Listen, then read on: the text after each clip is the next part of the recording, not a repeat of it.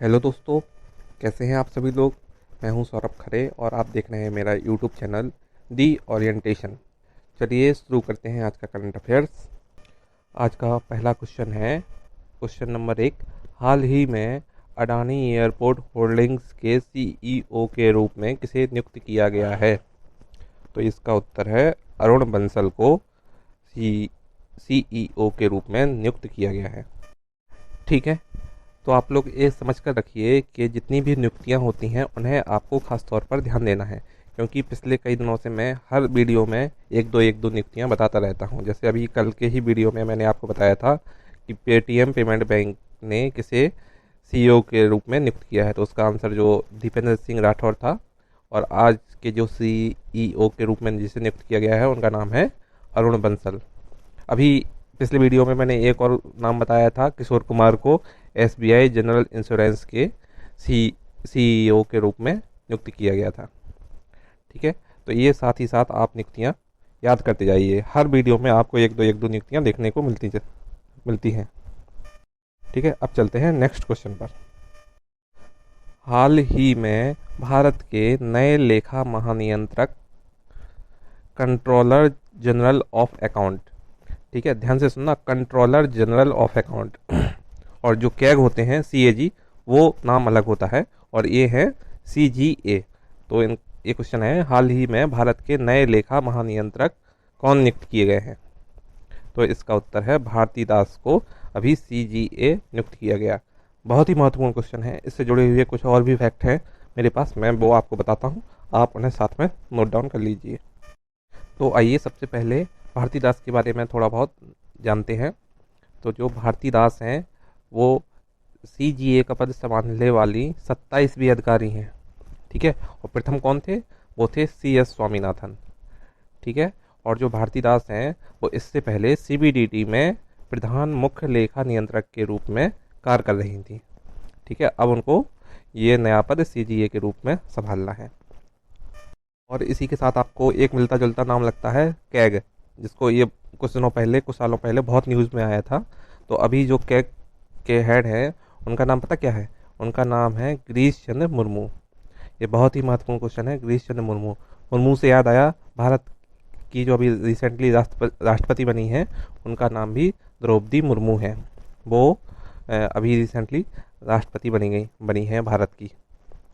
ठीक है, और इसी के साथ कल आपको सीडीएस का भी बताया था कि अभी जो लेफ्टिनेंट जनरल अनिल चौहान जो सीडीएस बने हैं, अभी पिछले वीडियो में आपको एक और नियुक्ति बताई थी भारत के मुख्य न्यायाधीश के रूप में। अभी वर्तमान में यू ललित थे, लेकिन अब जो नेक्स्ट बनने वाले हैं उनका नाम है जस्टिस डीवाई चंद्रचूड़।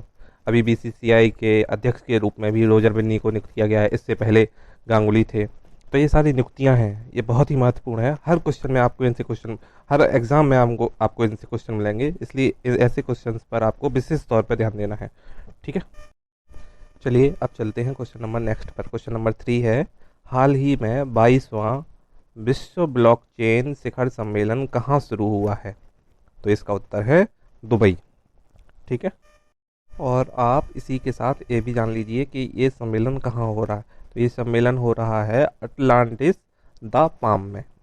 ठीक है, महत्वपूर्ण है ये जगह, अटलांटिस द पाम।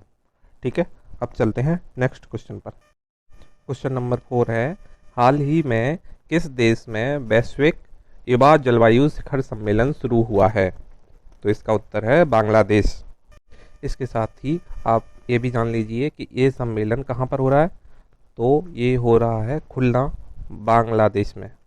ठीक है, इसमें 70 देशों को भाग लेना है, और जैसा कि ये नाम से ही स्पष्ट हो रहा है कि जलवायु शिखर सम्मेलन है ये, तो इसमें जलवायु परिवर्तन के खिलाफ कैसे कैसे चेंजेस होते जा रहे हैं, तो इनके खिलाफ लड़ाई के लिए इसमें नेतृत्व कैसे करना है, ये सब चीज़ों के बारे में ये सम्मेलन हो रहा है। और जैसा कि ये सम्मेलन बांग्लादेश में हो रहा है, तो आपको पता ही होगा कि वहाँ की प्रधानमंत्री जो है शेख हसीना है, और वहाँ की राजधानी ढाका है। ठीक है, और हाँ, ये 20 से 22 अक्टूबर 2022 के बीच में ये सम्मेलन होना है। चलिए अब चलते हैं नेक्स्ट क्वेश्चन पर। नेक्स्ट क्वेश्चन पर जाने से पहले जरा आप लोग ये भी देख लीजिए, क्योंकि ये सम्मेलन हो रहे हैं तो अभी रिसेंटली बहुत सारे सम्मेलन हुए हैं। जैसे इस क्वेश्चन में ही मैंने आपको एक अभी ब्लॉकचेन शिखर सम्मेलन बताया, वो यूएई दुबई में हो रहा है। ठीक है, और इसके पहले अभी रिसेंटली कुछ दिनों पहले G7 समिट हुआ था, तो वो हुआ था जर्मनी में। G20 समिट हुआ है इसी साल का, वो हुआ है इंडोनेशिया में। और SCO का जो समिट हुआ है वो समरकंद उज्बेकिस्तान में हुआ है। और जो 2023 वाला है वो इंडिया में होना है। तो ये सारे सम्मेलन हैं जिन्हें आप साथ ही साथ देखते जाइए। देखो, करंट अफेयर्स की एक अप्रोच होती है कि एक क्वेश्चन के साथ में कई क्वेश्चन बनते हैं, तो हमें एक क्वेश्चन नहीं देखना है, एक क्वेश्चन से जुड़ी हुई जितनी भी जानकारी होती है वो देखना है। जैसे किसी देश की कोई बात चलती है तो वहाँ के आपको 3 बेसिक फैक्ट तो याद ही रखने हैं, जैसे करेंसी हुई, वहाँ की कैपिटल हुई, और वहाँ के डिप्लोमेट्स हैं या वहाँ के जो पॉलिटिशियन हैं बड़े बड़े, या वहाँ की कोई रिसेंट न्यूज़ है। इस तरीके से आपके करंट अफेयर्स के क्वेश्चन बनते हैं। ठीक है, तो अब चलते हैं नेक्स्ट क्वेश्चन पर। क्वेश्चन नंबर 5 है, हाल ही में भारत के किस शहर में डिफेंस एक्सपो का आयोजन किया गया है? तो इसका उत्तर है गुजरात के गांधीनगर में, और यह इसका 12th संस्करण है। ठीक है, और इस डिफेंस एक्सपो का पर्पज़ है कि जो जितने भी हमारे मित्र राष्ट्र हैं उनको सुरक्षा के रूप से एक दूसरे के साथ सहयोग प्रदान करना और अपने आपसी तालमेल बिठाना, और जितनी भी जानकारियाँ डिफेंस से संबंधित हैं, तकनीकें, एक दूसरे के साथ शेयर करना। ठीक, चलिए अब चलते हैं नेक्स्ट क्वेश्चन पर। क्वेश्चन नंबर 6 है, हाल ही में बैलोन डी'ओर पुरस्कार 2022 किसको मिला है?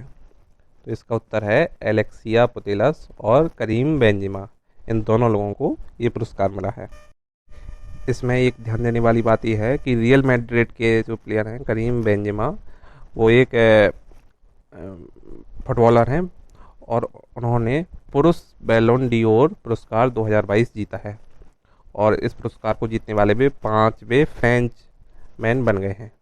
ठीक है, और स्पेनिश पेशेवर फुटबॉलर जो है बार्सिलोना की एलेक्सिया पुटेलस ने दूसरी बार बैलोन डी'ओर पुरस्कार, फेमिनिन पुरस्कार जीता है। ठीक है, इसका आयोजन theatre the Chatelet Paris France में हो रहा है, और यह संस्करण है 66वां। और एक और ज़रूरी जानकारी इसी के साथ में है आपको, जो करीम बेंजेमा हैं वो 2008 के बाद से लियोनल मेसी और क्रिस्टियानो रोनाल्डो के अलावा यह पुरस्कार जीतने वाले केवल तीसरे खिलाड़ी बन गए हैं। ठीक है, तो ये महत्वपूर्ण बात है, याद रखिए आप इसे। चलिए अब चलते हैं नेक्स्ट क्वेश्चन पर। क्वेश्चन नंबर 7 है, हाल ही में कटी बिहू त्यौहार किस राज्य में मनाया गया है? तो इसका उत्तर है असम। जैसा कि नाम से ही स्पष्ट है, जैसे बिहू लगा है तो उसका आंसर हो गया असम, और कटी लगा है तो ये संबंधित हो गया कटाई से। तो जो असम के लोग होते हैं वो फसल कटाई की शुरुआत और धान की फिर से बुआई के उपलक्ष्य में ये त्यौहार या महोत्सव मनाते हैं, और ये सभी लगभग सभी किसान वहाँ पर ये महोत्सव मनाते हैं। और इस अवसर पर असम के लोग अपने अपने घरों में धान के खेतों में दीपक जलाकर अगले मौसम में बेहतर फसल के लिए इस टाइप की पूजा या महोत्सव दीपक जलाते हैं और कामना करते हैं कि अच्छी हो हमारी फसल, इसलिए फसल से संबंधित एक महोत्सव है। ठीक है, अब चलते हैं नेक्स्ट क्वेश्चन पर। क्वेश्चन नंबर 8 है, हाल ही में पेंशन भोगियों के लिए एकीकृत पोर्टल किसने लॉन्च किया है?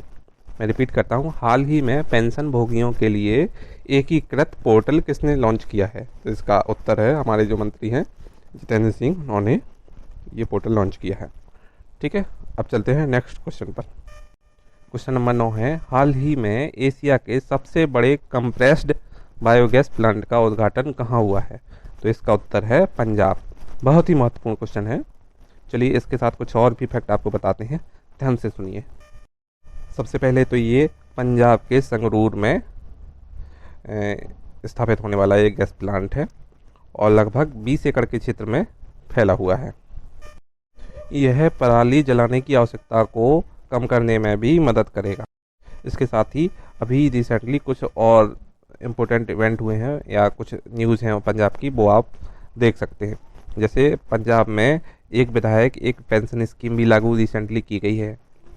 ठीक है, और पंजाब 4 बागवानी स्टेट भी स्थापित कर रहा है।